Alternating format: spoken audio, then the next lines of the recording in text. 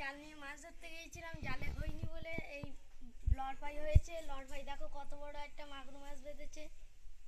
তো এটা এমন একটা বড় মাগুর মাছ দেখুন ভাই, কিন্তু এটা আমাদের এখন ফেলে দিতে হবে, কারণ পচে গেছে, মরে গেছে অনেক, মানে রাত্রির থেকে বাঁধা ছিল ওই জন্য পচে গেছে। পেটে ডিম ছিল, এই দেখুন মোটা হয়ে গেছে, এর পেটে ডিম ছিল। এই দেখো আমরা জাল নিয়ে মাছ ধরতে গিয়েছিলাম, জালে হয়নি। গাইস আমরা এই জালে হলো না মাগুর মাছ। তাহলে বন্ধুরা আমরা এখন কোথায় যাবো?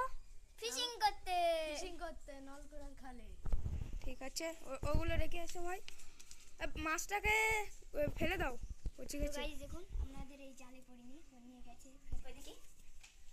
হ্যালো গাইস, আজকে তো জালে বাঁধলো না, তো এটা শিঙি মাছ বেঁধেছিল জায়গায়, তো সেটা হলো না, মানে পচে গিয়েছে রাত্রি থেকে, মানে পড়েছিল ওখানটায়, এই জন্য পচে গিয়েছে।